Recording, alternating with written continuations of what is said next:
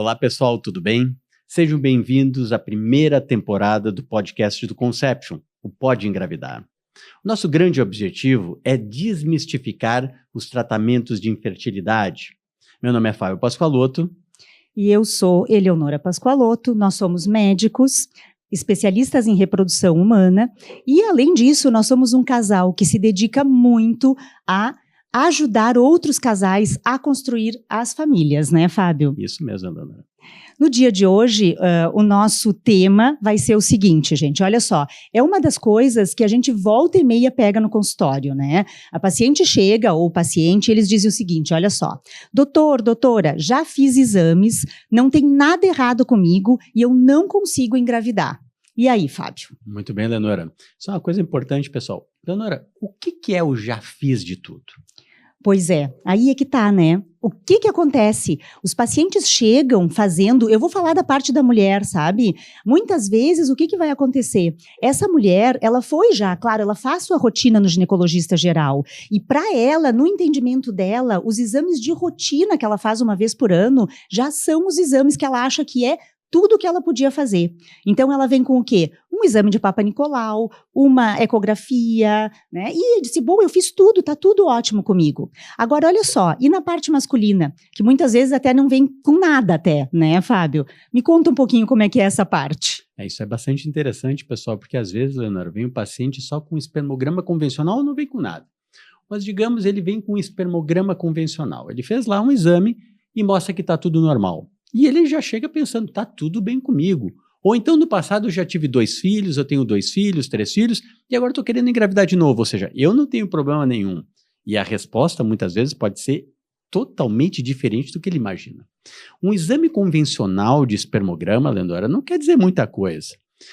Isso é importante todo mundo saber, porque o espermograma convencional é como se, por exemplo, eu te convidar para sair para jantar. Opa, já gostei. É bom, vou sair para jantar contigo, e aí tu não sabe onde é que a gente vai jantar.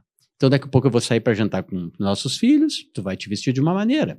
Se porventura nós vamos sair para jantar só nós dois, tu vai provavelmente te vestir de uma outra maneira. Ou se nós vamos numa festa de formatura, que volta e meia tu és convidado, eu sou convidado para a festa de formatura, nós vamos nos vestir, tu vai te vestir de uma outra maneira totalmente diferente. Espermograma é a mesma coisa, pessoal. É a mesma coisa que muita gente diz, fiz um hemograma. Tá, mas o hemograma tem muita coisa para ser avaliado no sangue, não só o hemograma convencional. Tu podes avaliar ácido úrico, testosterona, um monte de coisa, o espermograma também. E muitas vezes o espermograma convencional não quer dizer absolutamente nada. Para a gente decidir o que a gente tem que fazer com relação ao paciente, a gente tem que examinar esse paciente, a gente tem que entender o que está acontecendo, né, Leonora? Muito importante. É importante o casal saber de uma coisa que eu acho fundamental. Estatisticamente, 1/3 praticamente dos homens, quando vão ser examinados, ou quando tu conversas com ele, tu descobres qual é a causa de infertilidade é conversando, não é no espermograma. Praticamente 60% das causas tu descobres examinando, ou seja, eu tenho que colocar a mão, eu tenho que ver o que está acontecendo. E menos de 10% no espermograma. Ou seja, examinar o paciente é fundamental para que a gente possa solicitar quais são os exames necessários para entender o que está acontecendo com aquele casal. Então não é um exame convencional simples que vai me dizer muita coisa. Eu preciso investigar melhor esse casal em questão. E muitas vezes no exame físico tu encontra realmente situações complicadas. Por exemplo, que eu ia te perguntar, que eu me lembro bem. É uma coisa importante, né? Todo mundo saber, e é importante isso a gente ver no consultório, até porque o casal que está tentando engravidar e não consegue, a chance desse homem com dificuldade para engravidar de ter um câncer de testículo chega a ser 100 vezes superior comparado à população. Isso é muito importante, né? Por isso que o exame físico é fundamental. Tem que ser examinado, não é simplesmente fazer o espermograma e dizer, tá tudo bem comigo, eu não tenho problema nenhum e vamos lá, vamos tocar a ficha, deve ser minha esposa, até porque convencionalmente a mulher sempre leva o fardo, é ela que tá com o problema. Ninguém pensa o homem é o problema e tal, muitas vezes ela vai no ginecologista, como tu disseste, muitas vezes faz alguns exames e o espermograma é a última coisa que a gente vai fazer. Mas quais outros exames o marido poderia fazer também, ou que fossem mais específicos, talvez, né? Muito Porque bem. o espermograma, aquele convencional, simples, ele tem algumas coisas, né? Mas como tu falaste, daqui a pouco ele não tem tudo o que precisaria. Perfeito, isso é importante, né? Porque depende de cada caso, por isso que é importante investigar.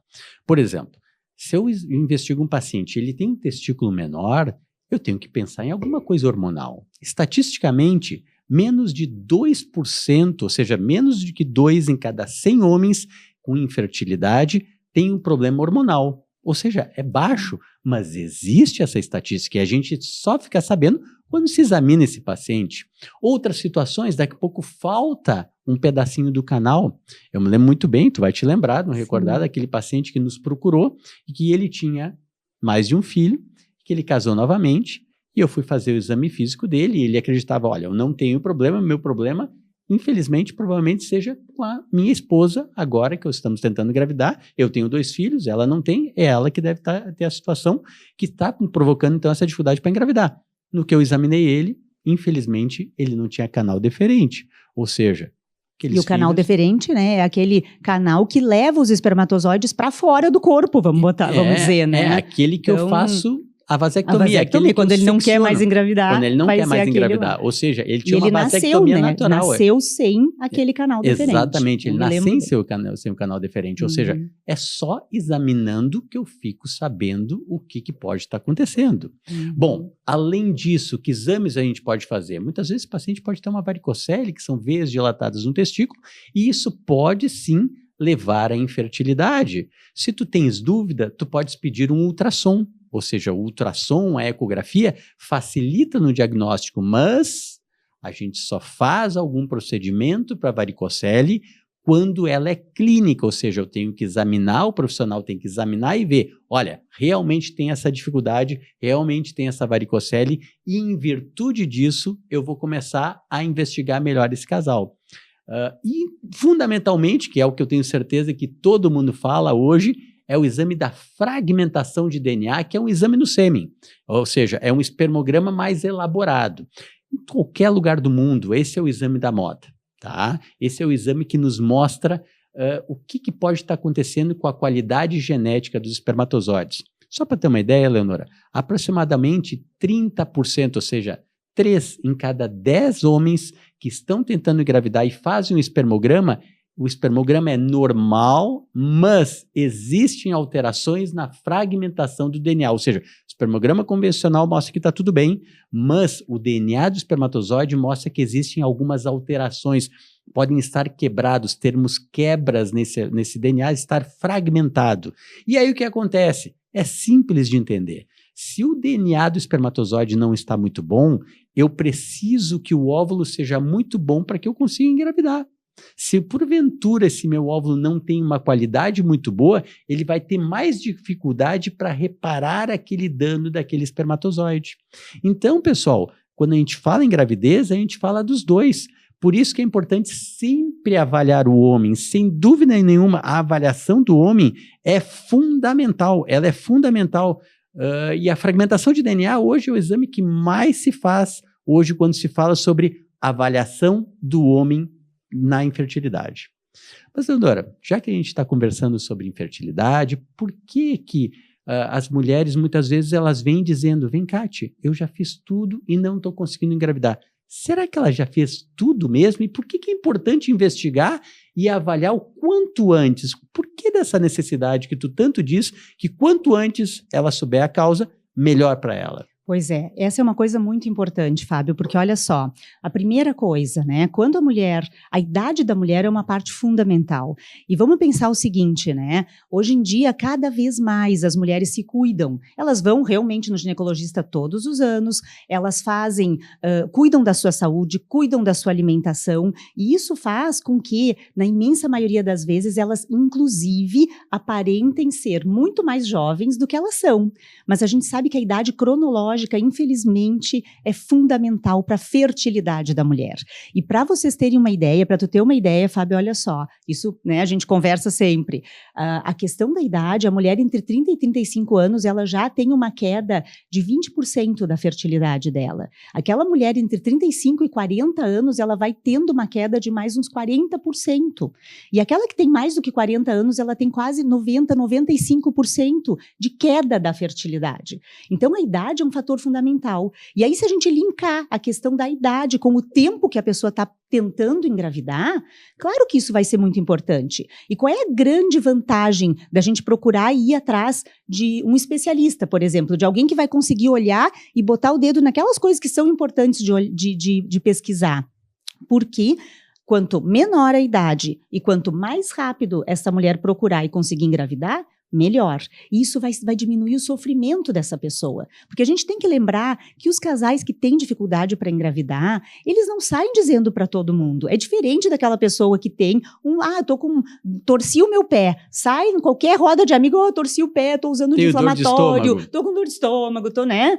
Agora, o casal que está passando por isso, não, é um sofrimento muito do casal. Conjugal, né? Eles não falam, e muitas vezes, né, Leonor, eles não falam nem para a família. Essa Exato, é a grande verdade. Muitas vezes, porque né? Muitas vezes o casal fica naquela situação, meu Deus, eu não quero que saibam, porque vão ficar chateados. Até porque se eles comentaram com alguém, o que é a primeira coisa que esses amigos falam e todo mundo fala? Não, fica tranquila, guriazinha, é questão de tempo, vai dar tudo certo e tal. E vai aumentando o sofrimento a cada mês que não acontece a gravidez. E, além disso, vão demorando cada vez mais, porque eu ouvi conselhos que muitas vezes não são conselhos ideais para dar para um casal que às vezes está tentando há mais tempo. Ou seja, esse negócio de dizer, espera mais um pouquinho, vai, é só tira relaxar, férias, é só relaxar. Não pensar nisso. Eu costumo falar sempre para os pacientes, né? Porque eles vêm falando isso pra gente, né? Principalmente quando chegam com muito tempo de tentativa. Doutora, mas aí eu ia num, ia no outro, eles me diziam, mas é só relaxar, é só não pensar nisso. Mas como é que a gente faz para não pensar? Todo final de mês, todo mês que vai chegar a menstruação, me dá aquele estresse de novo. Eu não quero contar. Quando eu vejo que eu menstruei, eu não quero contar para o meu marido, porque eu sei que eu vou deixar ele triste com aquilo que eu vou trazer, né? E aí o que acontece? A gente tem que pensar que quanto antes esse casal conseguir procurar uma avaliação completa mesmo, melhor, mais rapidamente a gente vai conseguir identificar quais são as dificuldades e tentar, que é o que a gente faz muito, a gente tenta ultrapassar todas as dificuldades ao mesmo tempo, porque é que nem tu falaste ali antes, né? Muitas vezes fica o quê? Fica a mulher, né? Faz toda a pesquisa, e a gente já teve casos de pacientes, né? Que veio o casal, a mulher inclusive tinha feito até já videolaparoscopia para pesquisar tudo que podia e que não podia, né? E a gente perguntou, e o marido fez espermograma? Não, nunca fez, né? Ou pior, então, eu fiz um exame lá do convênio, que estava tudo normal e tal, então me disseram que está tudo normal e pronto, está lá o problema se ele for investigar de uma maneira melhor. Então essa é uma triste realidade, que as mulheres acabam sofrendo sempre essa angústia, porque sempre elas são, teoricamente, as responsáveis por tudo que está acontecendo, e nós sabemos muito bem que isso não é a verdade. É verdade. Inclusive, né, se a gente pensar, a gente tem praticamente proporcionalmente a mesma dificuldade só da mulher e só do homem. E a gente ainda tem que lembrar que em 20% das vezes a gente vai ter os dois tendo alguma dificuldade. Então, o que acontece? Na hora que foi o casal, e aí o Fábio já falou ali o que precisaria fazer do marido, tem que examinar, tem que pedir exame, né? Mas e se descobriu alguma coisa nele, não significa que não precisa fazer mais nada na mulher. E o contrário, que é o que mais acontece, na verdade, né? Uma vez que a mulher descobriu alguma coisa, não significa que não precisa pesquisar o marido, porque pode ser que, em 20% das vezes, ela vai ter alguma dificuldade e ele também vai ter alguma dificuldade. É aquela coisa que eu sempre falo. Às vezes é um pouquinho ali, é que nem conta no final do mês. É 30 ali, 40 ali, mas junta tudo dá 70. Ou seja, começa a dificultar. Então, daqui a pouquinho uma alteração, mas por si só, talvez essa alteração nela não fosse tão importante ou não causasse um impacto tão grave como a infertilidade. Mas associado à alteração nele, bom, agora sim ela vira uma alteração impactante na taxa de gravidez. Então, pessoal, é importante que se investigue sempre o casal. É inadmissível que não se olhe para o homem. Vou dar um outro exemplo, abortamento de repetição. Existem várias causas para abortamento de repetição e muitas vezes, estatisticamente falando, 30% das causas é o homem, mas 70% das causas tem alguma alteração ou hormonal, ou infecciosa, ou inflamatória, ou anatômica, ou genética da mulher, e às vezes pode ser também genética do homem.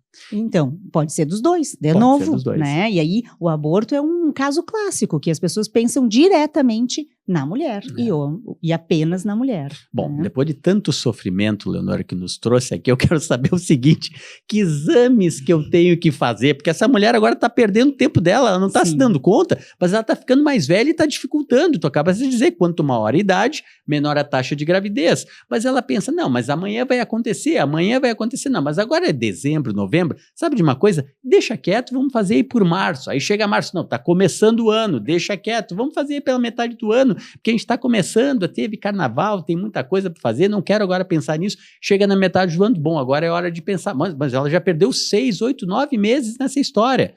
Que exames que eu tenho que fazer? Como é que ela deve proceder? Me explica um pouquinho melhor quando ela chega e diz, já fiz de tudo. Para que lado ela vai, então? Então, de novo, né, frisando bem que, em geral, quando ela chega e diz, já fiz de tudo, a gente vai perguntar o que é o tudo, e o tudo, na maioria das vezes, é o exame de rotina que ele, uma vez por ano, vai fazer o Papa Nicolau e faz a ecografia. Muitas vezes, sim, elas trazem uma ecografia transvaginal, o que é muito bom.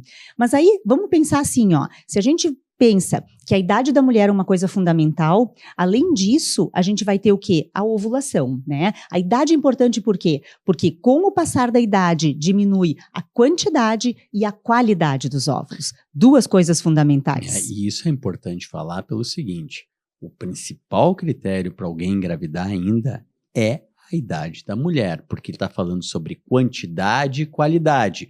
Isso não tira o mérito de uma qualidade espermática boa, ou seja, aliás, muito pelo contrário, se eu tenho uma mulher com uma idade mais avançada ou começando a ter mais dificuldade de produzir óvulos de boa qualidade, é nessa situação que eu tenho que ter um espermatozoide de melhor qualidade. Por quê? Porque ela vai ter mais dificuldade em absorver aquele espermatozoide e deixar ele fertilizar e se unir àquele material genético.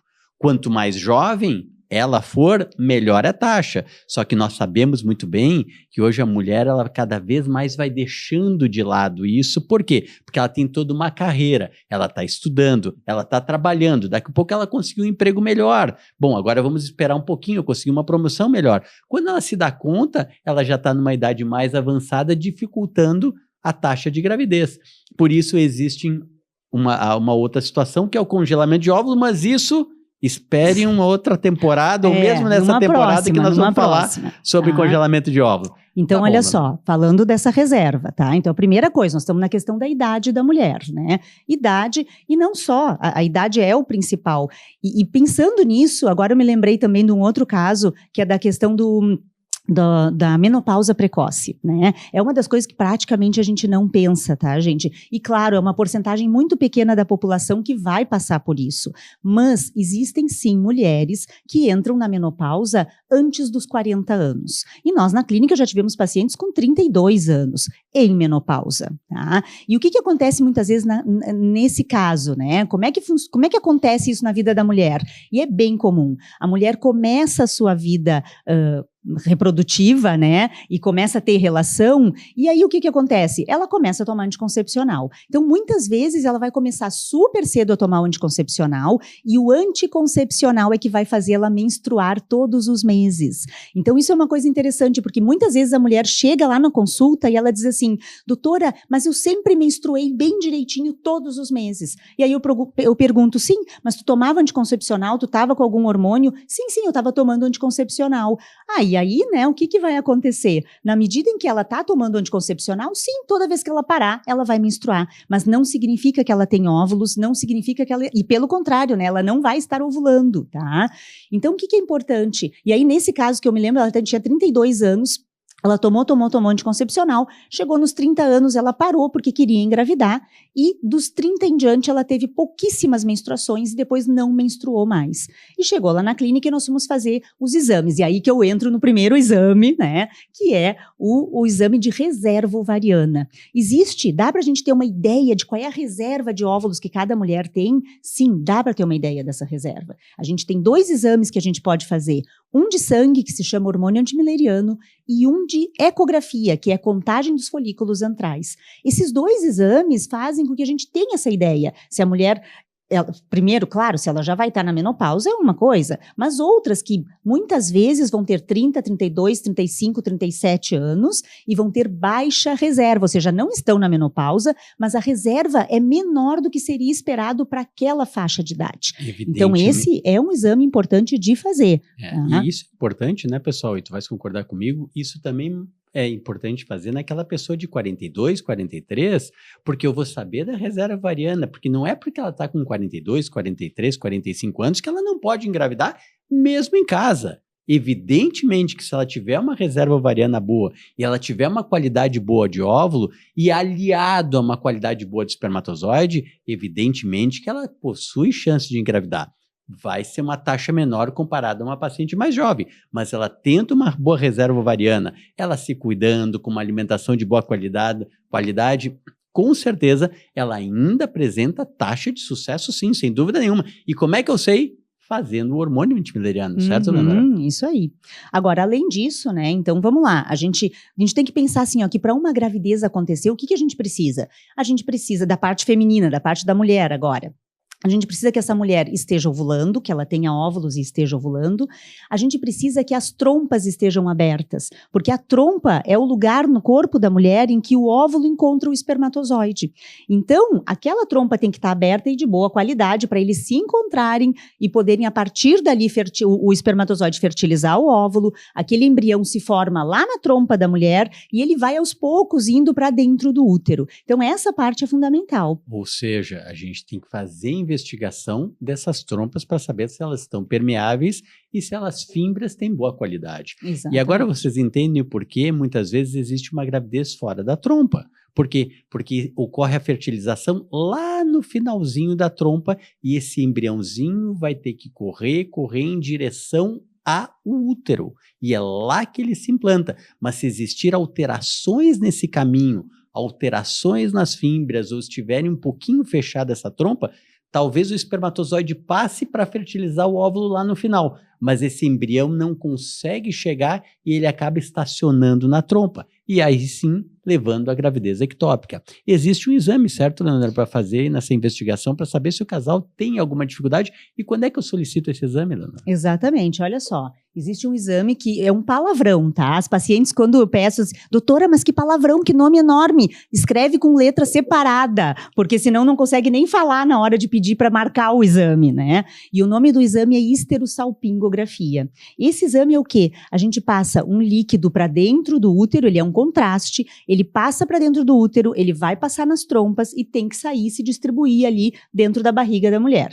Então, a gente vai conseguir ter ideia se as duas trompas estão abertas e se elas têm o calibre normal, tá? Quando é que a gente vai pedir esse exame? Gente, olha só, é exame de rotina, de início de pesquisa de dificuldade para engravidar. Então, não é um exame que a pessoa vai dizer, vamos pedir agora que já faz 5 anos que tu não está conseguindo engravidar. Não, tá? Se a mulher tiver menos de 37 anos, depois de 1 ano de tentativa, já tem que ir pesquisar. E quando vai pesquisar, esse é um exame básico, é um exame de início, né? Se a mulher tem 37 anos ou mais, depois de 6 meses que ela estiver tentando engravidar, ela já tem que ir para a pesquisa da infertilidade. E aí, ela vai entrar, esse exame vai entrar também, tá? E o que pode causar o fechamento, a obstrução dessas trompas, Leonora? Alguma bactéria pode acontecer? Existem várias causas. O que pode? E vou dizer mais, né? Tem pessoas, inclusive, que também nascem sem, assim como na parte do homem, da mulher também, né?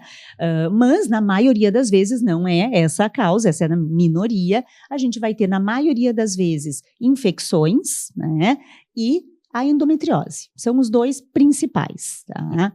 A principal infecção que causa é a clamídia. Por outro lado, menos de 2% das pessoas que tiveram contaminação com clamídia vão ter obstrução, mas estatisticamente 60% das obstruções de trompas são devido à clamídia. Ou seja, ela pode causar, mas não é necessariamente que vai causar, né? E algumas vezes em que a pessoa tem essa infecção, uma coisa interessante é o seguinte, essa mulher pode nunca ter sentido nada na vida. Nada, nenhuma, porque muitas vezes... Corrimento, nada, nem nada. Diz, não, doutor, eu nunca nem tive corrimento, como é que agora eu tô assim, né? Porque esse germe em especial, ele tem afinidade, ele gosta da trompa. Então, ele vai e ele detona a trompa por dentro, né? Tanto que algumas vezes, inclusive, faz com que aquela trompa que é fininha fique grossa também, né? E isso aí, quando isso acontece, então muitas vezes a gente tem que ir até para uma cirurgia e tirar essas trompas, né? Vocês veem como é interessante isso, né? Porque a clamídia na mulher pode não levar a sintomatologia nenhuma. No homem, toda vez que essa mesma bactéria causa algum problema, ela causa numa região chamada epidídimo, que fica em cima do testículo. Esse epidídimo, ele é muito fino, é um canalzinho muito fininho, e que, só para vocês terem uma ideia, ele tem 4 centímetros de comprimento, mas se nós desenrolarmos esse epidídimo, ele vai ter 6 metros de comprimento. Ou seja, quão fino é enrolado esse canal.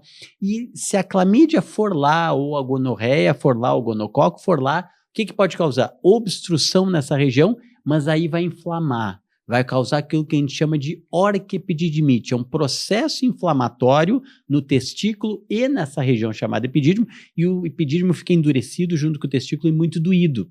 Tem que usar antibiótico, anti-inflamatório, e muitas vezes, uma vez causando obstrução, a Leonora, acabou. Não vai mais passar espermatozoides por ali. Né?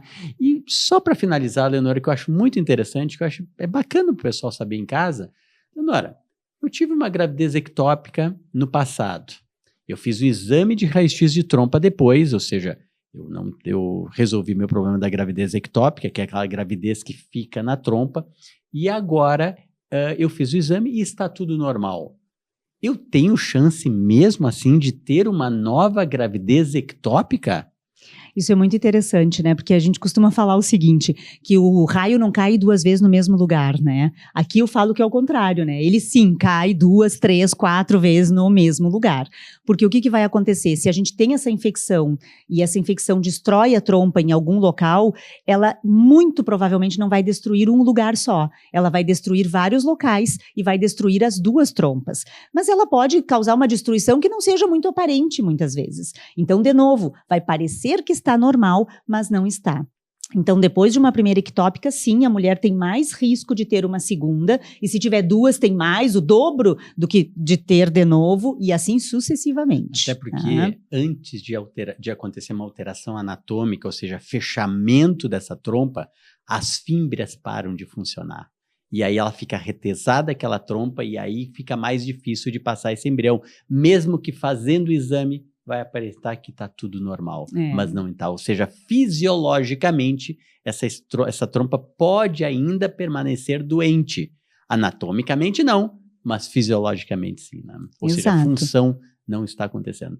Agora, além disso, né, o que mais a gente pode fazer, então? A gente falou da reserva de óvulos, a gente falou das trompas, como é que a gente identifica se elas estão obstruídas ou não, né? Porque também vamos pensar que se a gente faz um exame e as trompas estão obstruídas, não adianta a gente querer continuar tentando engravidar naturalmente sem fazer nada. A gente vai ter que ir adiante para fazer alguma coisa. Isso fica para um próximo episódio, né? Mas, além disso, a gente faz a pesquisa da ovulação, né? E para pesquisar a ovulação, a melhor exame é o controle de ovulação por ecografia. Por quê, gente? Porque no controle de ovulação por ecografia, que é o quê? Que é eu fazer ecografias seriadas, eu não vou fazer ecografia um dia só, tá? Porque a maioria das vezes as pacientes trazem uma eco aleatória. Ali eu consigo ver algumas coisas, por exemplo, se tem miomas ou não tem miomas, né? Mas eu não consigo ver se aquela mulher está ovulando ou não, e eu também não consigo avaliar se o endométrio dela é compatível com a ovulação. E algumas vezes, algumas mulheres vão ter o quê, por exemplo? Elas vão ovular direitinho todo mês, só que o endométrio é fino. Ele não chega no mínimo que ele precisaria chegar para que a implantação, ou seja, para que o nenê consiga se grudar lá dentro e se desenvolver. O endométrio é como se fosse a caminha do embrião, é Exatamente, isso? É a camada de dentro do útero e é bem isso aí, né? Como se fosse a cama do nenê. E ela tem que estar bem nutrida na hora que aquele embrião chega para que ele consiga se desenvolver. Então, a ecografia de controle de ovulação vai me dizer algumas coisas. Se o folículo, que é o local onde o óvulo vai sair lá no ovário, se ele cresce de maneira adequada, se o óvulo sai na hora certa de dentro do ovário, se não passou do tempo para daí ele sair, né? Se o endométrio tá bom na hora que aquele óvulo sai, e tudo isso vai fazer diferença para dizer se essa mulher vai conseguir engravidar naquele determinado mês, naquele determinado ciclo ou não.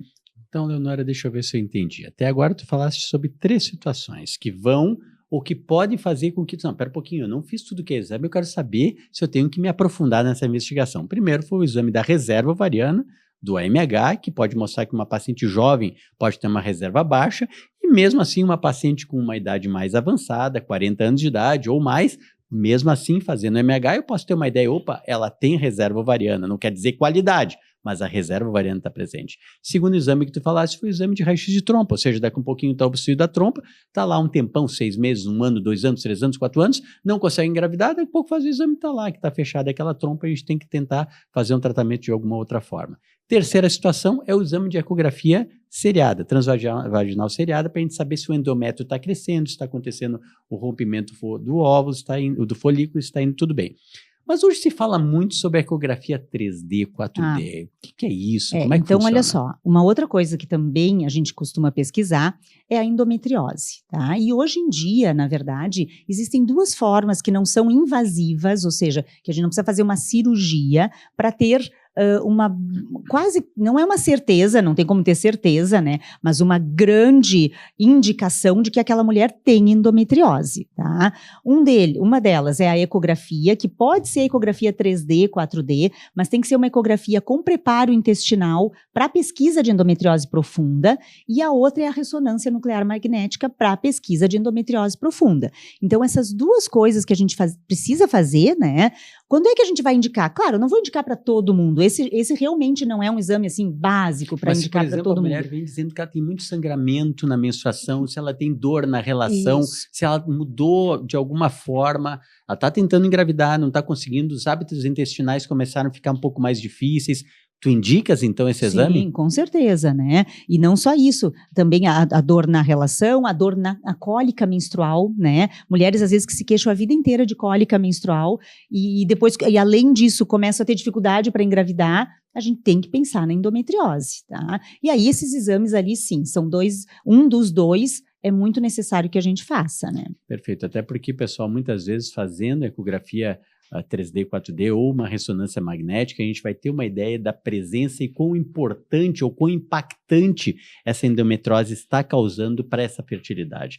Porque não é todo mundo, isso é importante saber, não é todo mundo que tem endometriose que vai ter dificuldade para engravidar, né, Leonora? Tem pessoas que têm endometriose e não têm, mas... Inclusive, tem estudos mostrando que até durante a cesariana já foi encontrada endometriose em paciente que nem sabia que tinha, foi para cesariana e o médico viu que tinha endometriose, e né? Dados de necropsia mostram que 30% das mulheres têm endometriose ou tiveram endometriose na sua vida, ou seja, e tiveram filhos e tudo mais, né? Mas evidentemente que numa parcela da população, essa endometriose está ativa, causando diminuição da implantação, de grudar esse embrião no útero, causando dificuldade de produção de óvulos. Por quê? Porque se ela estiver a nível do ovário, aquela endometriose está como se fosse corroendo esse ovário, diminuindo a reserva ovariana, diminuindo a taxa de produção de folículos, diminuindo, então, a taxa de liberação de óvulos a cada ovulação. Ou seja, vão diminuindo a vida útil daquele ovário, fazendo com que talvez a mulher tenha uma menopausa mais cedo do que deveria ter ou que teria se não tivesse essa endometriose, né? Então, Leonora, o que é o jeito errado? Quando é que a mulher deve procurar? Me explica um pouquinho o que é. Tu falaste assim, que a gente tem que fazer um monte de exame. Sim, exatamente. Agora vamos falar assim, o que não dá para fazer, né? O que a gente não deveria? Qual é o caminho que a gente não deveria seguir, né? Mas eu acho que, pensando em tudo que a gente falou até agora, né? O que eu acho que seriam alguns pontos bem fundamentais, tá? Primeiro, nunca pensar que quando o casal tá tentando engravidar, só a mulher tem que fazer exames, né? Aquilo que a gente falou antes, às vezes a mulher faz tudo, até uma videolaparoscopia e o homem nem nunca fez nada. Então, isso não dá, né? Quer dizer, a pesquisa é sempre, quando é um casal, é sempre do casal, tá?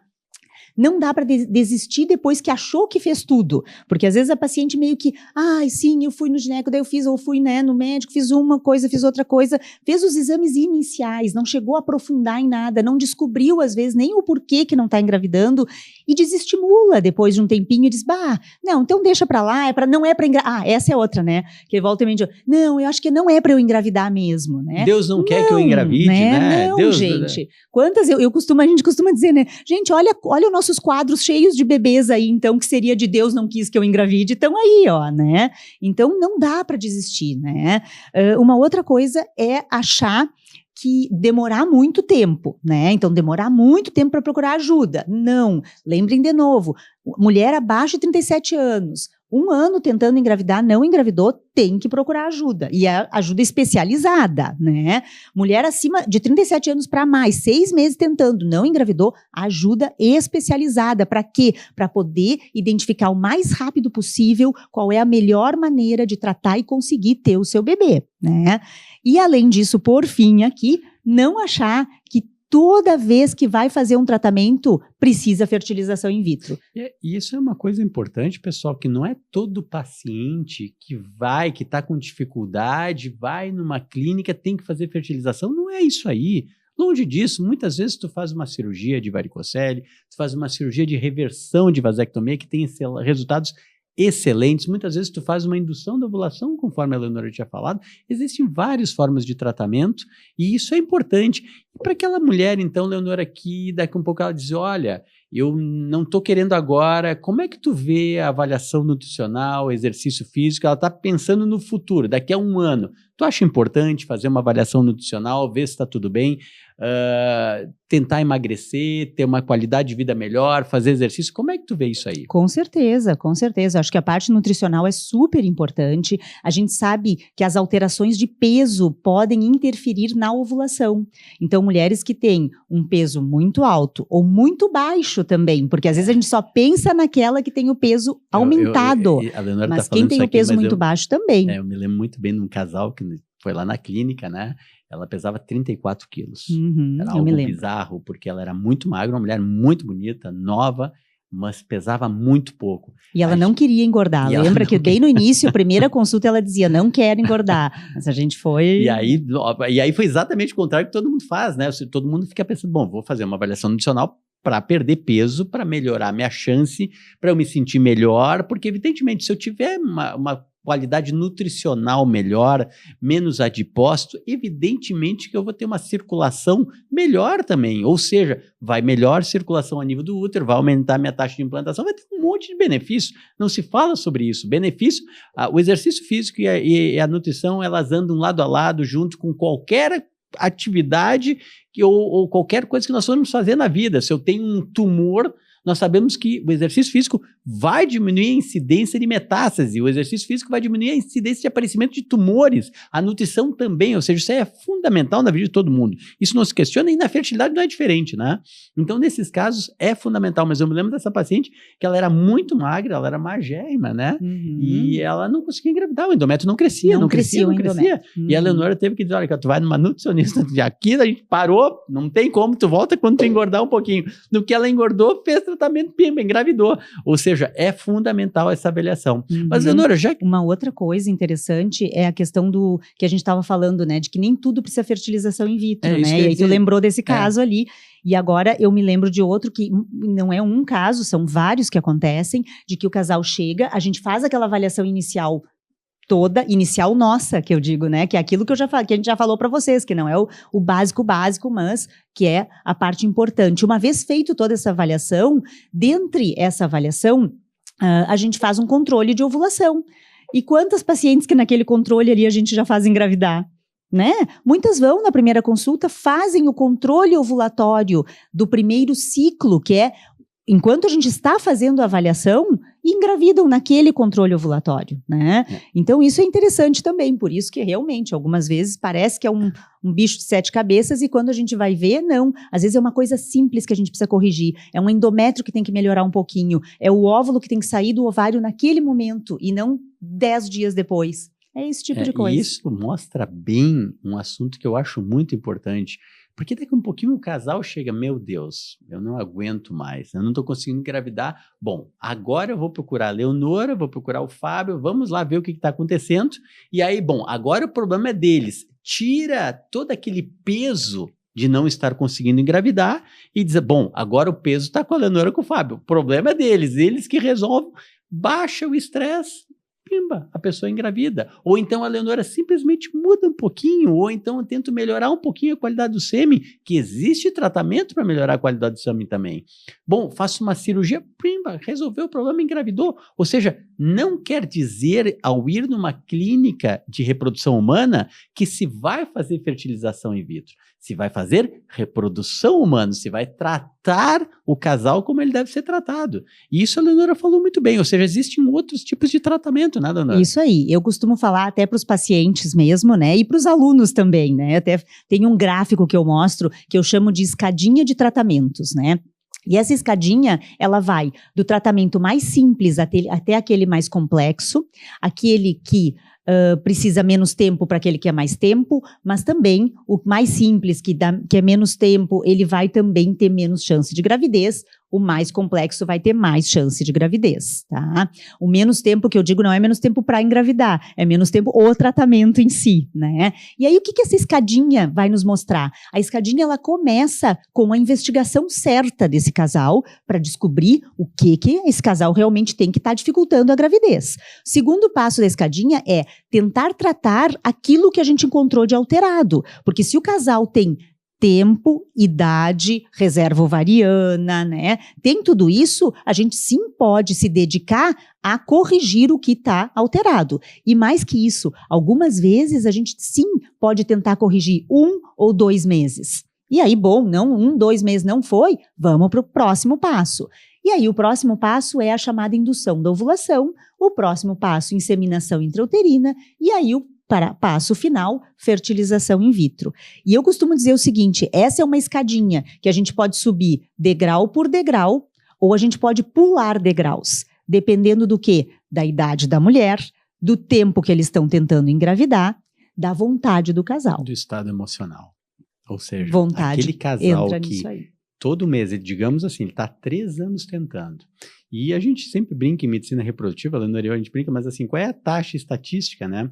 Um casal que está tentando há 3 anos engravidar, a chance dele engravidar é menos de 3% de engravidar em casa. 3 anos, 3%. 97% das vezes existe algum impedimento importante e é a causa pelo qual não está conseguindo engravidar. E muitas vezes se consegue tratar isso. Então, pessoal, o que é importante? Que se faça um diagnóstico mais precoce, diminui essa instabilidade, essa parte emocional que começa a ficar cada vez mais carregada com o passar do tempo.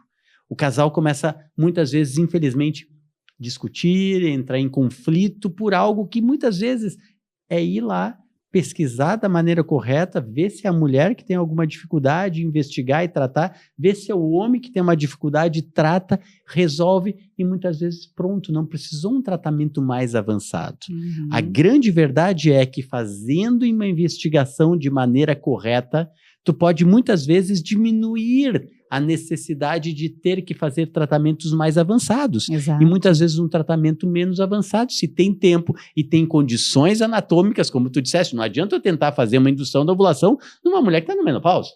Ou seja, sim, eu tenho que saber, ou então tentar fazer um tratamento se o homem não tem espermatozoide no ejaculado. Né? Eu tenho que tratar da maneira como está acontecendo, né? Saber o que está acontecendo. Então, a investigação ela é fundamental. Mas estando tudo em ordem ou conseguindo corrigir pequenos hábitos, muitas vezes é hábito de vida, é alimentação, é diminuir o peso, é exercício físico, muitas vezes é simplesmente não saber exatamente a data para conseguir ter relação sexual, para aumentar, para maximizar a taxa de gravidez. São coisas que parecem que são bobas, mas não são bobas, e muitas vezes nós conseguimos resolver problemas seríssimos até de relacionamento com esse casal, porque ele não está conseguindo engravidar e acabam brigando, infelizmente, e tu consegue, às vezes, numa conversa. Então é importante investigar e muitas vezes tu consegue tratar mais precocemente e fazendo com que ele consiga engravidar. Isso que eu acho que é fundamental isso. E eu acho que uma coisa bem interessante que tu falaste antes, faço questão de chamar de novo a atenção, que é, porque lá no início a gente disse, né, que quando a paciente vem também, muitas vezes as pessoas ficam dizendo, é só a parte, não te estressa mais, simplesmente desliga que daí tu vai engravidar, e que isso é prejudicial até um certo ponto, porque muitas vezes faz as pessoas desligarem muito tempo. E hoje em dia, infelizmente, quando a gente vê passou 1 ano, quando vê passou 2, quando vê passou 5 anos, né? Mas ao mesmo tempo, quando fazem a consulta, que era o que tu estava falando agora, né? Quando eles fazem a consulta e eles sabem que daí eles têm um plano um plano traçado para eles, de como é que vai ser, de quais são os passos que eles têm, como é que seria aquele tratamento deles, isso tira o peso deles, passa aquele peso para, bom, agora eles estão cuidando de mim e vai ser assim, assim, assim, então se eu não engravidar aqui eu tenho isso, eu tenho, quais são todas as opções que eu tenho, né? E aí eu costumo dizer assim, eu sei que é muito difícil a gente desligar ou a gente desestressar quando tá nesse ponto, e seria ótimo que tivesse um botãozinho na cabeça da mulher, né, que a mulher pudesse desligar aquele botão e dizer, bom, agora eu não penso mais nisso, né? Mas talvez uma forma indireta de tentar desligar esse botão é justamente tendo esse planejamento. Porque aí a pessoa vai ter um plano, vai dizer, ó, é isso aqui. E aí ela tem o plano, ela olha, desliga e engravida, às vezes, no mês seguinte ali, sem fazer mais nada de diferente. Às vezes corrigindo uma mínima coisa, né? Até porque muitas vezes o potencial fértil, tanto do homem quanto da mulher, está presente. E muitas vezes é questão de nós vermos, é ter um olhar clínico correto, fazer um diagnóstico preciso para que tu consiga engravidar. É mais ou menos o seguinte, muitas vezes nós todos, ou o casal, é um casal que joga muito bem futebol, por exemplo, vamos colocar um nome, o Neymar ou o Messi, ambos são o Messi. Só que se não tiver um treinador para dizer, olha, Messi, agora faltam 15 minutos, tu tem que fazer isso, avança mais pela direita, avança mais pela esquerda, e isso é a função nossa, né, Leonora? De orientarmos, sabermos o que está acontecendo, para que potencialize a chance do Messi fazer gol. Essa é a grande verdade. Então, se nós conseguirmos fazer, e isso que eu acho que é importante do nosso trabalho, é que lá no Conception, é o casal que vai ser investigado, não é só a mulher. A Leonora falou muito bem. Estatisticamente, 30%, 40% das causas são masculinas e 30%, 40% são femininos. E 20% são de ambos. Ou seja, eu sou obrigado a investigar tanto a mulher quanto o homem. A gente sabe que, tradicionalmente, é a mulher que vai fazer a investigação. É ela que puxa o casal para conseguir ter filho. Mas, por outro lado, metade dos casos tem algum componente masculino. E se tu não tratares da maneira correta, tu não vai ter o êxito. Tu não vai ter o sucesso. Então isso é fundamental. Isso nada impede que a mulher vá fazer uma investigação primeiro ou que o homem vá fazer a investigação primeiro, não quer dizer. Mas, vou dar um exemplo. Paciente que fez uma vasectomia e quer fazer uma reversão de vasectomia que traz dados e resultados fantásticos, se eu não souber que a mulher está fértil e que não tem nenhum problema, não adianta eu corrigir essa vasectomia, ou seja, fazer uma reversão, aparecer espermatozoide no ejaculado, se ela tem uma obstrução de trompa, não serviu para absolutamente nada. Vocês veem como é importante a investigação do casal. Os dois têm que estar na mesma página, os dois têm que estar bem, senão não adianta. E isso é um trabalho que nós fazemos, ou seja, é um casal tentando ajudar um outro casal, né? E isso é importante, ou seja, eu investigo a parte masculina, a Leonora investiga a parte feminina, e com isso a gente tenta resolver o problema de todo mundo. Então, pessoal... Faz esse planejamento aí que a gente estava falando, né? Sem dúvida nenhuma. Então, pessoal, a mensagem para casa, qual é a mensagem que vocês têm que ter? Em primeiro lugar, quando vocês dizem, ou quando dizem, olha, já fiz tudo que é exame, muitas vezes não quer dizer absolutamente nada. Faltam muitos exames para a gente saber o que pode estar acontecendo com esse casal.